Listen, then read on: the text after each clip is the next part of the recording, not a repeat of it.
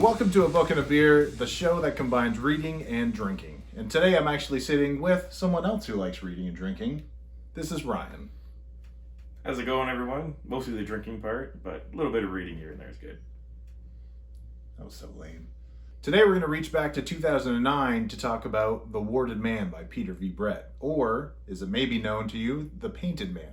Now, it's been a while since I read The Warded Man, I read it when it originally came out, and then I listened to the audiobook a few years ago. What about you?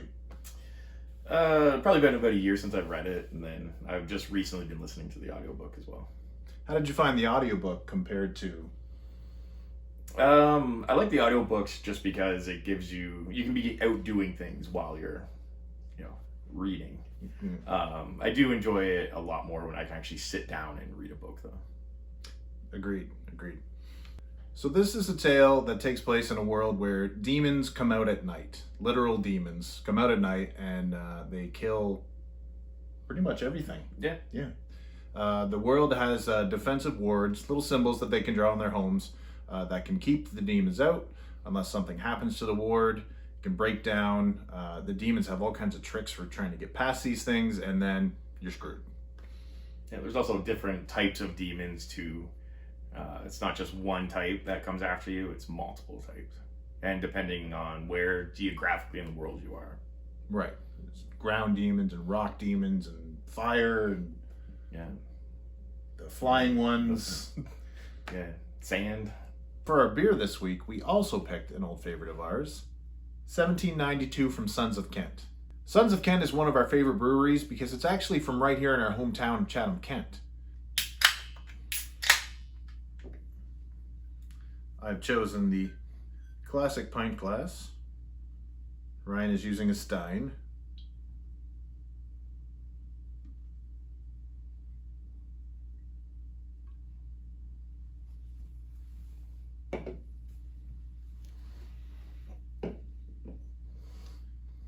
I think you did a better pour than me. I think so too.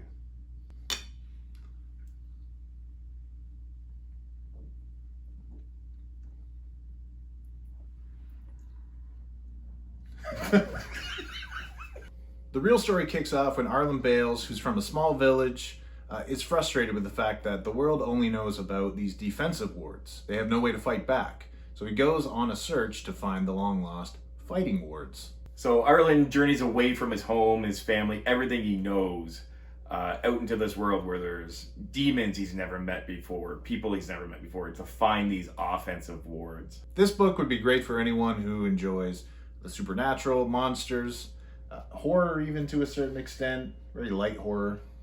Yeah, as well as a good story that involves friendship building over the entire thing and family. Not just immediate family, but new family members that you meet along the way. The family you build. Exactly. Aww.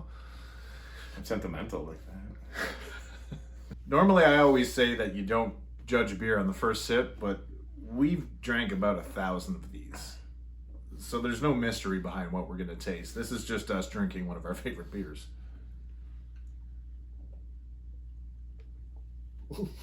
So you can see here, it's not a real hazy beer, kind of an amber lager.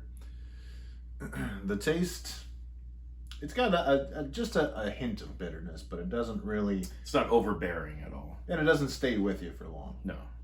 The Warded Man is book 1 of the Demon Cycle, which is 5 books long, and maybe should have been 4.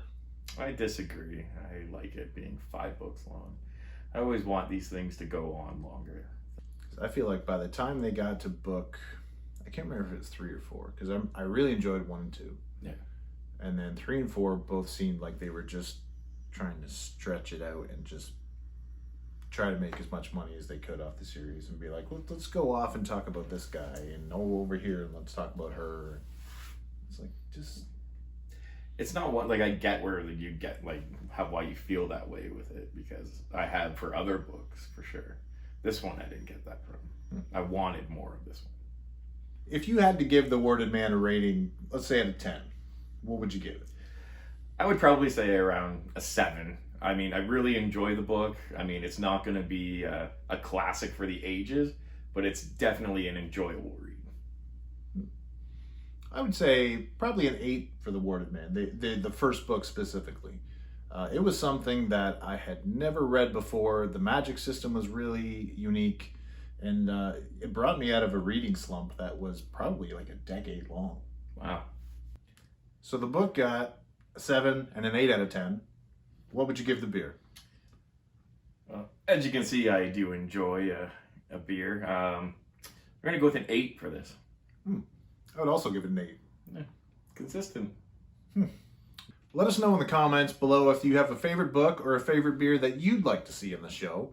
And also let me know how you feel about having a guest on the show versus solo. Until next time, cheers. In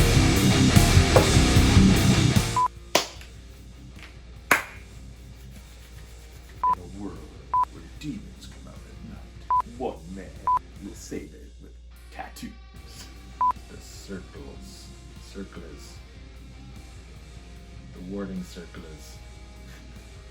How dare you? That is my wife making noise. I lean away from the mic to breathe. You're awkward, right? I couldn't even do my joke by That was awful.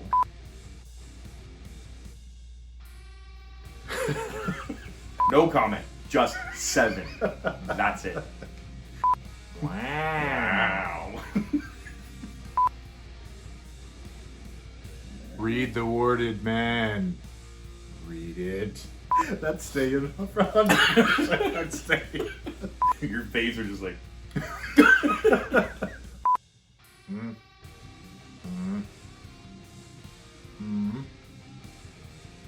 I don't know. Smash that like button. Hunter told me yesterday it's drop a like. Yeah, look a like. He knows more about YouTube than I do. I So. think we don't even have to say it. We'll just put like and then drop it. And then they'll be like, oh. Well, it's not. It's a stack of 60. Which what? Is this a Pilsnor? Ryan is a friend of mine, if you can believe that. I can't. If you liked this episode, hit the like button, subscribe, and tell your friends. If you have. I only have one friend. Who? His name's John? Smith?